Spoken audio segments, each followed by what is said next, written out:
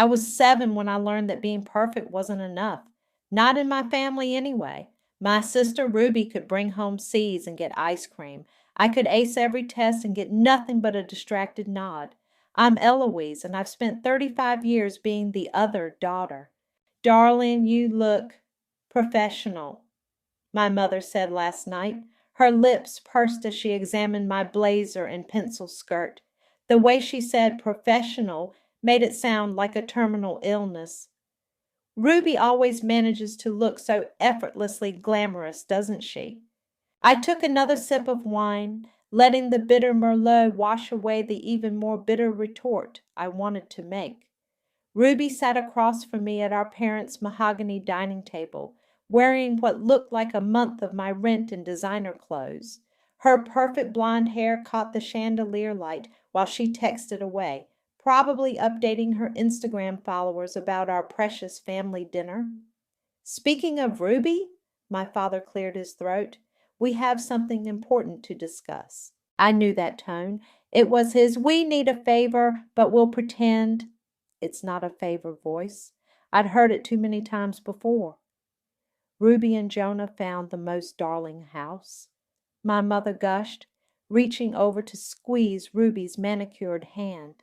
4 bedrooms, a pool, perfect for the children. But you know how the market is. Ruby finally looked up from her phone, those big blue eyes already welling with tears. Always on cue, always perfect. The bank wants a bigger deposit than we expected, she said softly. 30,000 more. I nearly choked on my wine. 30,000? Now, Eloise, my father cut in, we know you're careful with money. Your mother mentioned you've built up quite a savings account. Of course she did, because mother had been borrowing my account statements from my mail since I was 18. Careful with money was their code for boring and single. We've already promised to help, my mother added, but with your father's retirement, you want me to give Ruby $30,000? I said it slowly, making sure I hadn't misunderstood. For a house deposit? Ruby sniffled. It's not giving, really. It's investing in family. What about your influencer income? I asked. All those sponsored posts? Don't be crude, Eloise, my mother snapped. This isn't about money. It's about supporting family, something you've always struggled with. I struggle with it? I laughed, but there was no humor in it. That's rich, Mom, really rich. My father's face darkened.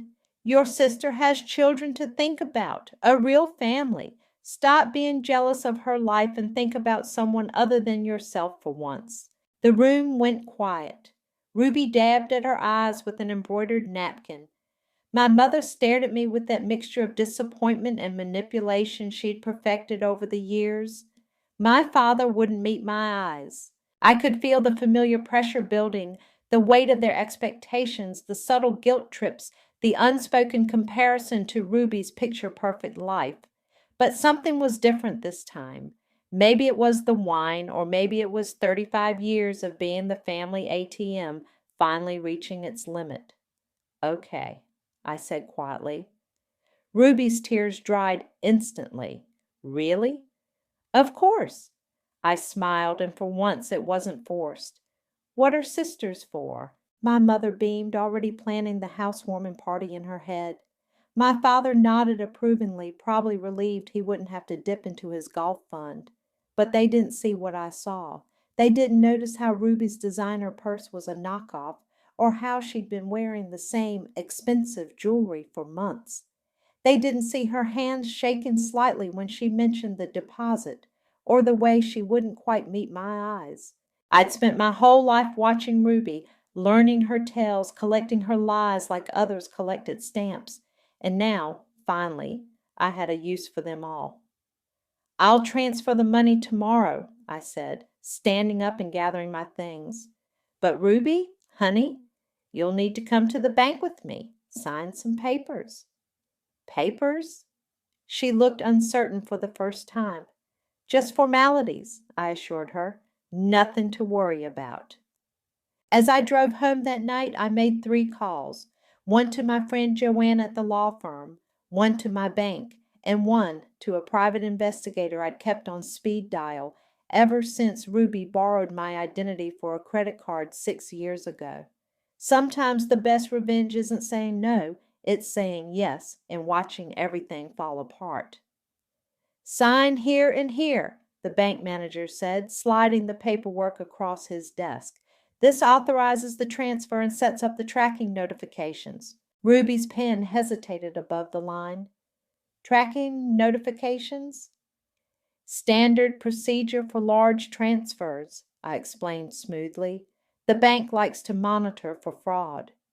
What I didn't mention was that Joanna had helped me set up a sophisticated web of financial alerts that would ping me every time Ruby spent more than $100. The bank manager, an old client of mine, had been happy to help with the extra paperwork. I just feel awful about this, Ruby said, signing with a flourish. I'll pay you back as soon as we're settled.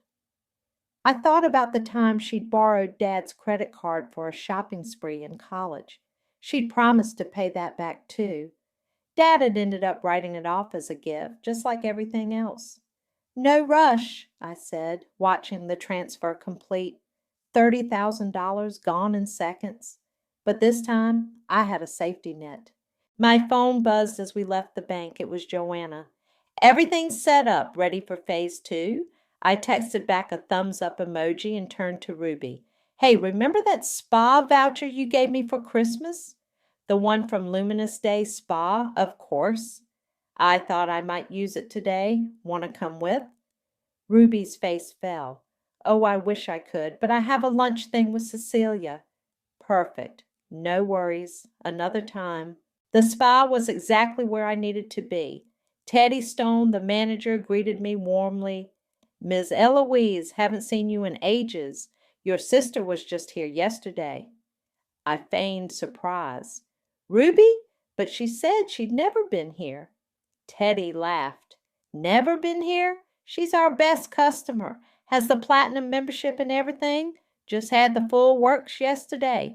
Massage, facial, the new gold infusion treatment. Gold infusion? I raised an eyebrow. That sounds expensive. Oh yes, $899 per session.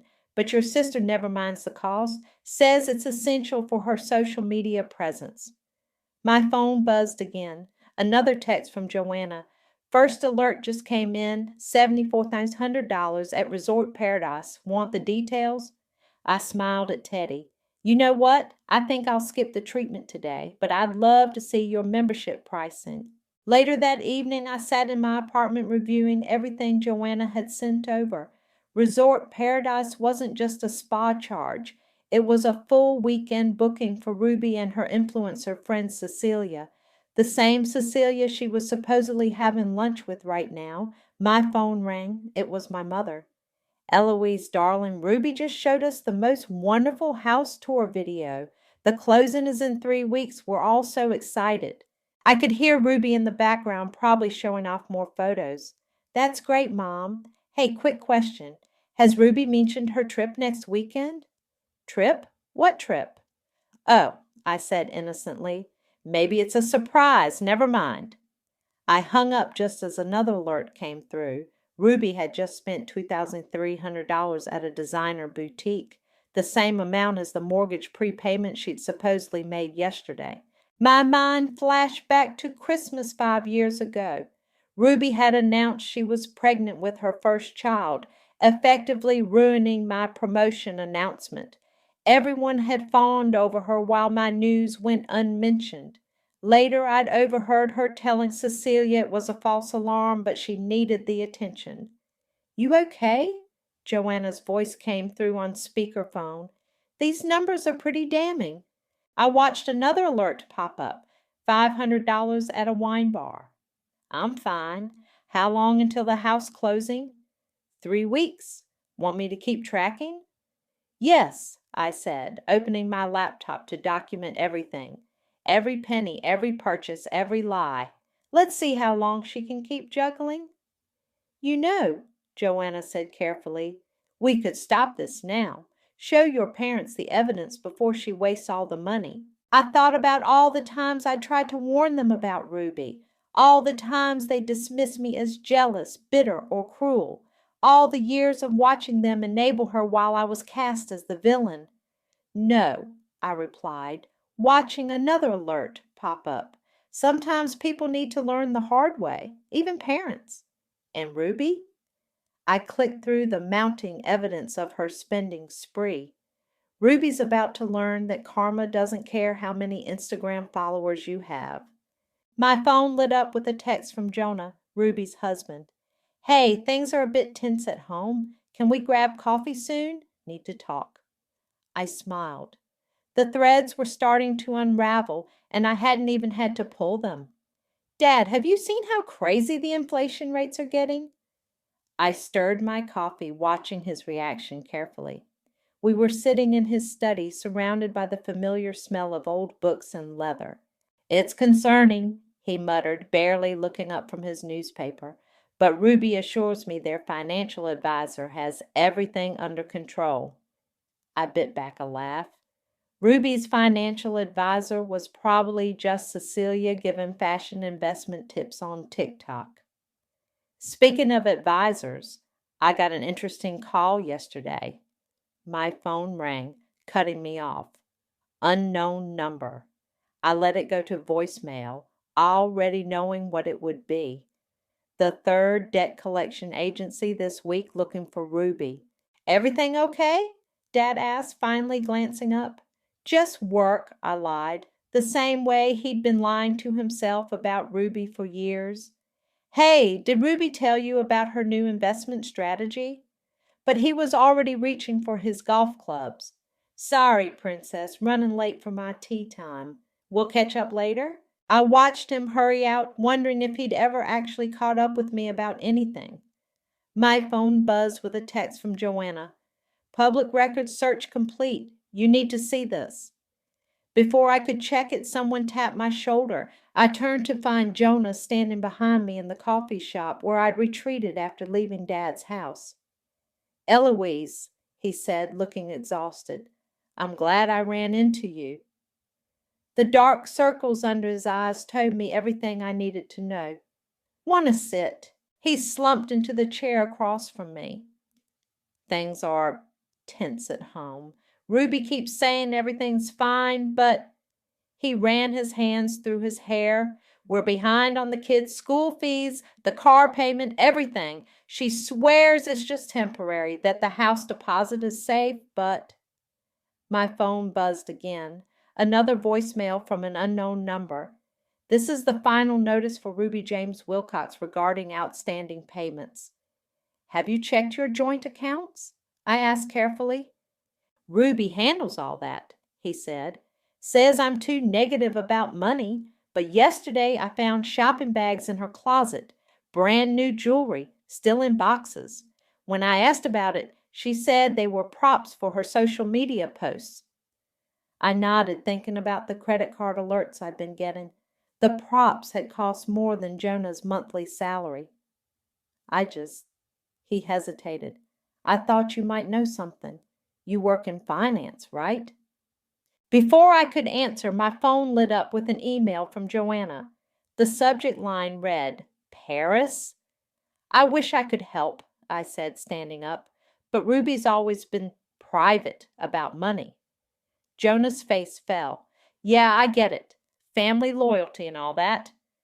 Family loyalty. The same excuse they'd use to take my savings. The same reason I was supposed to stay quiet every time Ruby lied, cheated, or stole. I walked home slowly, opening Joanna's email. There they were. Receipts from boutiques in Paris dated 2 weeks ago. Ruby smiling in front of the Eiffel Tower on a burner Instagram account. Shopping bags from stores I couldn't even pronounce. My mother's voice echoed in my head from last Christmas. Ruby's so good with money, such a provider for her family. Not everyone needs a fancy career to be successful, Eloise. My phone rang again. Mom. Darling, did you see Ruby's latest post? The house is absolutely perfect. She's such a shining light in our family, always thinking of others. I stared at the Paris receipts. Yeah, Mom, she's something all right. I know you two have had your differences, but I'm so proud of you for helping with the deposit. That's what family does. I opened my tracking app. Ruby had just charged $18,000 at a casino resort. You're right, Mom, I said quietly. That's exactly what family does. After hanging up, I texted Joanna. Send me everything you have, every receipt, every transaction, every secret account. It's time. You sure? She replied. Once this starts, another alert popped up. Ruby was booking first-class tickets somewhere. I'm sure, I typed back. She wanted to play house with my money. Let's see how long her castle of cards stays standing. My phone buzzed one last time. A text from Ruby. Hey sis, quick favor. Can you delete those spa membership records you asked for? Jonah's being weird about money lately. Love you. I screenshot the message and added it to my growing file. The truth was coming, whether they were ready or not. The text from Jonah came at 3 a.m. Bank accounts overdrawn, all of them. Ruby's not answering her phone. Please help. I watched the dots appear and disappear as he typed more messages. Found jewelry in the guest room, dozens of boxes, price tags still on. She said the deposit was safe. Where is the money, Eloise? I set my phone down, remembering my 16th birthday. I'd saved for months to throw myself a party, the first real one I'd ever had. 10 minutes before my friends arrived, Ruby had a crisis about her boyfriend. My party turned into a Ruby comfort session. My cake went uneaten. My mother said I was selfish for being upset. My phone buzzed again. Jonah, please, I don't know who else to ask. I typed back, come over tomorrow, 9 a.m. Sleep didn't come easily. Every time I closed my eyes, I saw Ruby's smug face at family dinners, heard my mother's constant praise, felt the sting of my father's dismissal, the perfect daughter in the spare. That's how it had always been. At 8:57 a.m., Jonah knocked on my door. He looked like he hadn't slept in days. Coffee, I offered. He shook his head. Just answers, please. My phone pinged. An alert showing Ruby had just spent $3,000 at a luxury hotel. You should sit down, I said. He collapsed onto my couch. The kids' school called yesterday. Tuition checks bounced. Ruby said it was a bank error. Another alert. Ruby was shopping online right now. Then I found these. He pulled out his phone, showing me photos of shopping bags stuffed in their guest room closet. Designer everything, still wrapped. Must be 40 grand worth. When did you find them? Last night, after the bank called about overdraft fees. Ruby said they were gifts for her followers, sponsorship items. He laughed bitterly. I checked the receipts. She bought them, all of them. My phone lit up with an email from my mother. Ruby's housewarming party next month. Theme, Parisian luxury. Isn't she clever? Jonah, I said carefully, what exactly did Ruby tell you about the house deposit? That it was sorted, your money plus some savings she'd been keeping separate. His voice cracked. There are no savings, are there? I pulled out my laptop. No, there aren't. Over the next hour, I showed him selected pieces of evidence, credit card statements, shopping sprees, the Paris trip, the casino visits. With each revelation, he seemed to shrink further into my couch. The deposit money, he whispered. You're 30,000. Where is it? I pulled up the tracking data. Gone, most of it within the first week. Why didn't you stop her? His voice rose. Why didn't you say something? Would you have believed me? I asked quietly. Would anyone have believed me over perfect Ruby? He stood up suddenly, pacing my living room. I have to tell someone. Your parents already enable her. They always have. The bank will want their money. The police won't do anything. She had authorization to use the money. He stopped pacing. Then what am I supposed to do? My phone buzzed again. A message from Ruby. Hey, sis, can you believe some crazy person is spreading rumors about my spending? So toxic. Anyway, could you maybe help with a tiny loan just until my sponsorship money comes in? Love you. I showed him the message. You wait. For what? For the truth to finish unraveling itself. He grabbed his coat. I can't just wait. I have kids, Eloise, a life she's destroying. Trust me, I said. It won't take long now. After he left, I opened my email to find a message from my mother gushing about Ruby's incredible eye for design and how the new house would be a testament to her success. I clicked through my evidence folder, past the credit card statements and bank alerts, until I found what I was looking for, a video from Ruby's secret Instagram account. She was in Paris, champagne in hand, laughing about how she'd finally escaped the suburban nightmare for a while. The timestamp? 2 days after she'd gotten my money. My phone lit up one last time. A text from Joanna. Found something big, really big. Ready to end this? I thought about Jonah's face when he saw the evidence, about my 16th birthday cake, uneaten, about 35 years of being the family disappointment. Yes, I typed back. Send everything. Eloise, please. Ruby sobbed into the phone. I need your help. Someone's been telling the creditors where to find me. I stirred my morning coffee, watching the steam rise. Creditors? What creditors?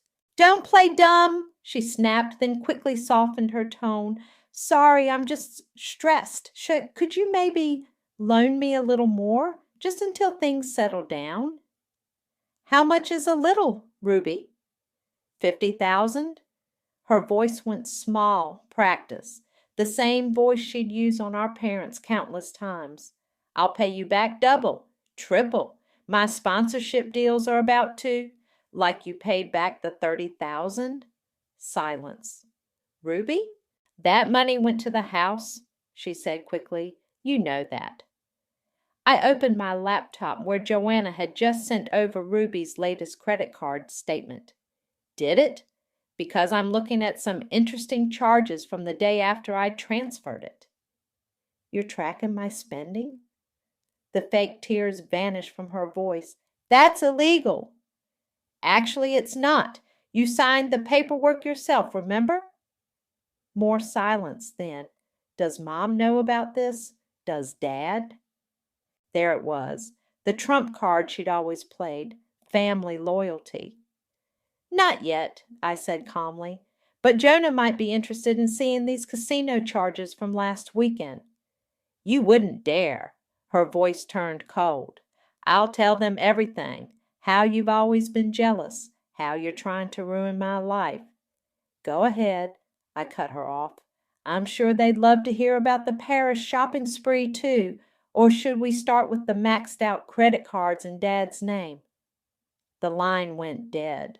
My phone buzzed immediately with a text from Joanna. Package delivered to your door. Everything we found. You might want to sit down for this one. I retrieved the package, a simple manila envelope, and spread its contents across my kitchen table. Bank statements, credit card bills, loan applications, GPS logs. But what caught my eye was a single document with a government letterhead. Oh, Ruby, I whispered, what did you do? My phone rang again. This time it was Jonah. I found her secret account, he said without preamble. The one she opened the day after your transfer. Eloise, there's nothing left. I know. No, you don't understand. There's nothing left anywhere. Our savings, the kids' college funds, everything. She's emptied it all. I looked at the government document again. Jonah, when was the last time you checked your credit score? His sharp intake of breath told me everything. Why? Because I'm looking at 6 loan applications in your name, all approved, all maxed out. But I never, he stopped. She forged my signature? Among other things. I shuffled through the papers. Want to know where your kids' college funds really went? Tell me. First-class tickets to Dubai, designer shopping sprees, five-star hotels, all while you were working overtime to make ends meet. The silence on his end was deafening. Jonah? Send me everything, he said quietly. Every document, every receipt, every lie. Are you sure? Once this starts? Send it. After hanging up, I checked my alerts. Ruby was at a luxury spa right now, probably trying to relax away her problems with my money. A text from my mother popped up. Ruby says you're being difficult about a small loan. Really, Eloise? After everything she's done for the family? I started typing a response, then deleted it. Let them keep believing in their perfect daughter, for now.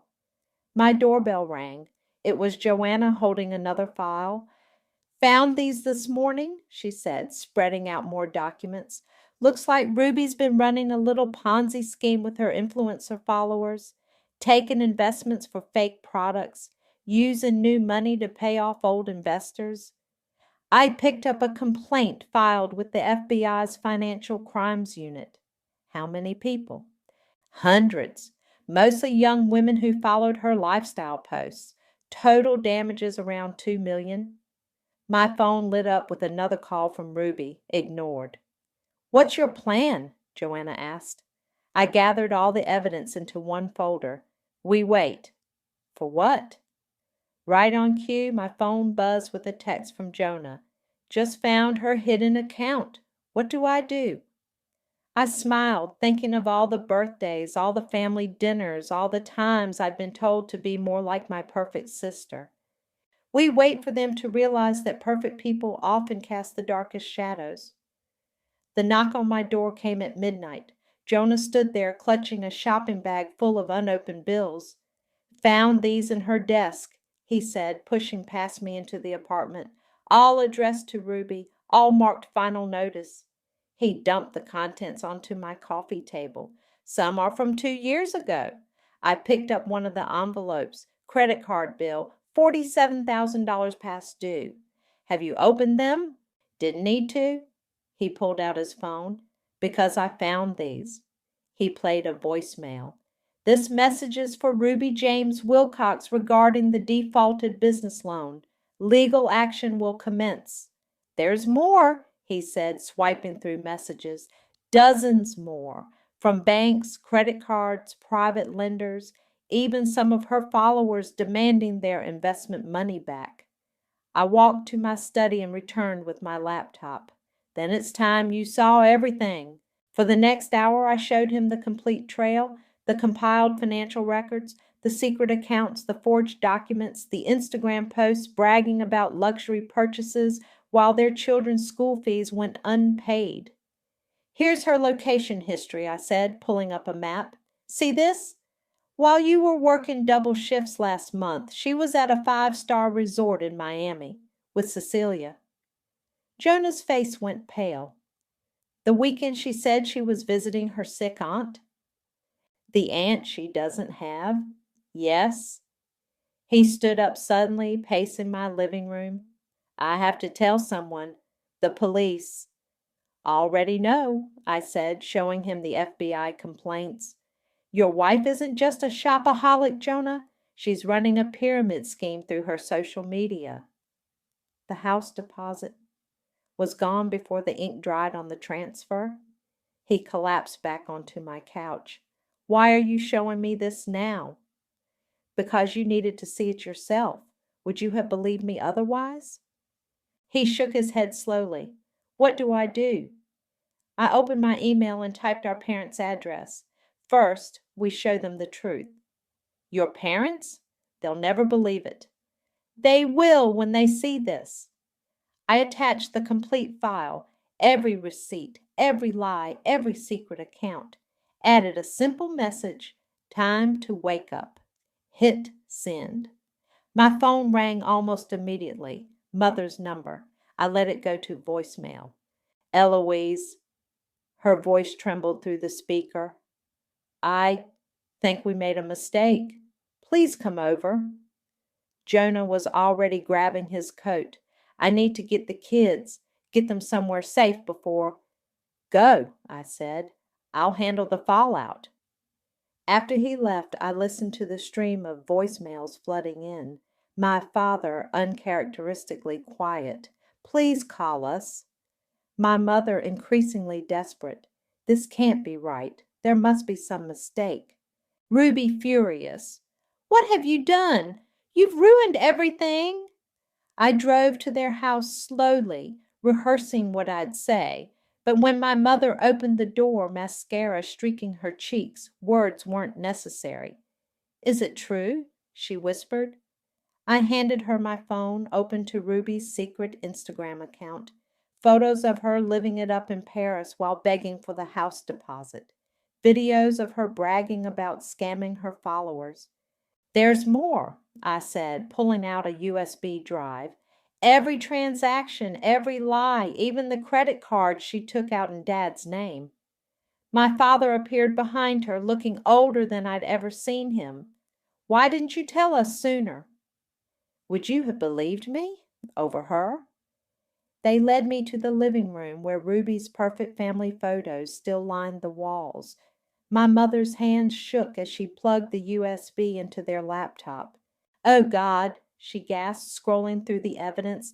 The children's college funds. Gone, I confirmed, along with everything else. My phone buzzed. A text from Jonah. Kids are safe at my brother's, filing for separation tomorrow. Another buzz. Ruby again. You think you've won? Wait until I tell them about you. How you set me up. How you've always been jealous. I blocked her number. What do we do? My mother asked, still staring at the screen. Nothing, I said. It's already done. The FBI is investigating the investment scam. The banks are freezing accounts. Jonah's leaving. But she's our daughter, my father protested weakly. And what am I? The question hung in the air, heavy with 35 years of favoritism and blind eyes. My mother reached for my hand. Eloise. We didn't know. You didn't want to know, I corrected her, standing up. There's a difference. I left them there, surrounded by the evidence of their perfect daughter's perfect lies. As I drove home, my phone lit up with one final text from Jonah. Thank you for showing me the truth. I smiled, thinking of Ruby's empty throne, finally toppled by her own lies. Sometimes the best revenge isn't destruction, it's illumination.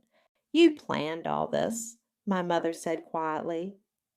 We sat in their kitchen a week later, the morning light casting long shadows across the granite countertops. From the very beginning, I stirred my tea, watching the leaves swirl. No, I just stopped protecting you from the truth. But the tracking, the evidence. She pushed away her untouched coffee. You must have known what she was doing. I suspected. Ruby's never been as clever as she thinks. My father joined us, looking haggard. The FBI had visited yesterday, asking questions about Ruby's social media investment scheme. The investigators say it could be federal charges. $2 million is a lot of money to steal, I said. Borrow. My mother corrected automatically, then caught herself. Old habits die hard. My phone buzzed. A message from Joanna. Ruby just tried to board a flight to Dubai. Airport security stopped her. She's running? My father asked, seeing my expression. Trying to. I showed them the text. She won't get far. My mother's hands trembled as she reached for her coffee. I keep thinking, all those times she needed money, all those emergencies, were any of them real? Does it matter now? Of course it matters, she snapped. We gave her everything, defended her against everyone, even you. Her voice broke. Especially you. The doorbell rang. Jonah stood there with his 2 children, looking uncertain. The kids wanted to say goodbye, he said, before we move. My mother rushed to hug her grandchildren while my father stood awkwardly by the stairs. These might be the last moments they'd have together for a long time. Where will you go? I asked Jonah quietly. My brother's place in Seattle? Fresh start. He handed me an envelope. The lawyers found more accounts. She was stealing from her followers right until the end. Inside were screenshots of Ruby's private messages to her victims. Young women who'd trusted her, invested their savings in her fake products, believed in her perfect life. I've been getting calls, my mother said, still holding her grandchildren, from these girls' parents. They trusted her, like we did. My phone lit up with another alert. Ruby had just posted on her main Instagram account, "The truth about my toxic family. Live in 10 minutes. Let her talk, I said, seeing their panic. Nobody's listening anymore. Jonah gathered the children, making promises about video calls and summer visits. After they left, my mother turned to me. You could have exposed her years ago. Why now? I thought about the house deposit, the final straw in a lifetime of exploitation, because sometimes people need to lose everything to see what they had. And what did we have, Eloise? My father asked. A daughter who lied to us, or a daughter we refused to see? Both, I said simply. My phone buzzed again. Ruby's Instagram Live had started. I connected it to their TV, letting them watch their perfect daughter's mask finally crack. They're trying to destroy me, Ruby sobbed to her dwindling followers. My own sister, so jealous she set me up. My husband stealing my children, my toxic parents. I turned it off. She'll keep lying until there's no one left to lie to. You? My mother hesitated. You have proof of everything? I pulled out my laptop, showing them the complete timeline, every transaction, every fake investment, every stolen moment of their misplaced trust. The house deposit was just the beginning, I explained. She's been running cons for years. The influencer lifestyle, the perfect marriage, even her charity work. It was all fake. My father's face crumpled. We enabled this, didn't we? You believed what you wanted to believe. My mother reached for my hand. And you? What did you believe all these years? That someday you'd see her for who she really was, or see me for who I wasn't. Their silence spoke volumes. My phone rang. Jonah again. The FBI wants to talk to Ruby's parents. They're building their case. I looked at my parents, seeing the weight of their choices finally settling on their shoulders. They'll cooperate. After ending the call, I stood to leave. My mother grabbed my arm. Eloise, she whispered, you planned all this. I thought about Ruby's tears always on cue, her manipulations always perfectly timed, her lies always carefully crafted. No, Mom, I said gently. Ruby planned this. Every choice, every lie, every stolen dollar. I just showed you the receipts. As I walked to my car, another notification popped up. Ruby's Instagram Live had ended abruptly, probably as the FBI arrived at her door. Sometimes revenge isn't about destruction. Sometimes it's about revelation. The Instagram notification made me pause mid-sip of my morning coffee. Ruby's account has been deactivated. My phone immediately lit up with texts. Joanna, it's done. FBI sees everything. Jonah, the kids are settling in well. They asked about their mom once, just once. And finally, my mother. Can we come over, please? I texted back a simple yes and waited. 20 minutes later, my parents arrived carrying a familiar-looking box. We found these, my mother said, placing it on my kitchen counter while cleaning out Ruby's old room. Inside were photos, cards, and certificates, but not Ruby's. They were mine. Academic awards, I thought, lost. Pictures of achievements they'd never acknowledge. Birthday cards they'd never seemed to read. You kept them? I asked. Ruby did, my father said quietly, in her closet, hidden behind her things. My mother pulled out a crumpled newspaper clipping, my first promotion at the finance firm. She kept everything you accomplished, everything we overlooked. Why? The FBI agent explained it, my father said. She needed to track you, to know what you were doing, how successful you were becoming, so she could. He trailed off. Stay ahead, I finished for him. Keep being the perfect daughter. My phone buzzed. A news alert. Social media influencer charged in multi-million-dollar investment fraud. My mother flinched at the headline. They're calling her the Instagram swindler now. Better than perfect daughter, I said. My father reached into his pocket and pulled out a check. It's not much, nothing compared to what you lost, but it's everything we have in our retirement account. I pushed it back across the table. Keep it, you'll need it. But the house deposit was a lesson, I interrupted, for all of us. My phone lit up again, a message from an unknown number. This is Detective Morrison. Your sister's asking to speak with you. I showed my parents the text. They waited, watching me. No, I typed back. My mother touched my arm. She's still your sister. No, I said firmly. She's your cautionary tale. The doorbell rang. It was Joanna carrying files. Sorry to interrupt, but you need to see this. She spread documents across my kitchen counter, loan applications, bank statements, and a letter marked bankruptcy notice. Ruby's applying for bankruptcy protection, Joanna explained. She needs a family member to co-sign, claiming emotional distress and manipulation. My mother reached for the papers, but I stopped her. Don't, I said. This is what she does, one last play for sympathy. But if we don't help, then she'll finally face consequences, I finished, like everyone else. I took the bankruptcy notice and ripped it in half, then quarters, then eighths. The sound of tearing paper echoed in my quiet kitchen. My father cleared his throat.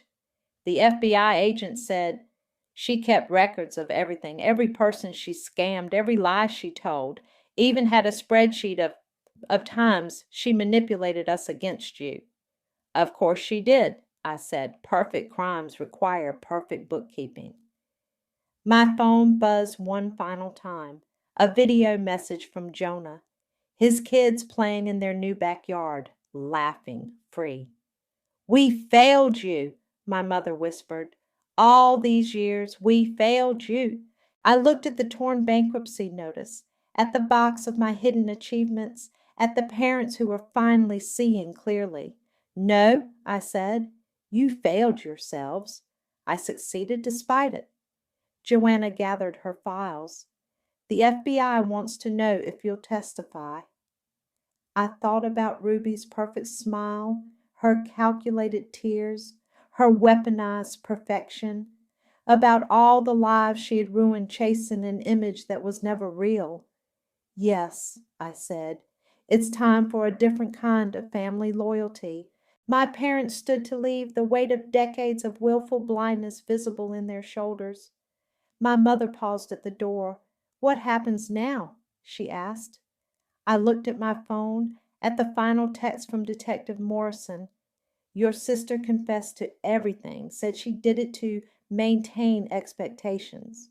Now, I said, we live in truth, however uncomfortable it might be. After they left, I opened my banking app. My savings account balance glowed back at me, untouched, protected, mine. No more family emergencies, no more perfect daughters, perfect needs. Sometimes karma isn't about revenge. Sometimes it's about balance. I deleted Ruby's contact from my phone and blocked the prison's number preemptively. Then I texted Jonah, tell the kids their aunt sends her love. Because sometimes family isn't about blood, it's about truth. And truth, unlike perfection, never needs to pretend.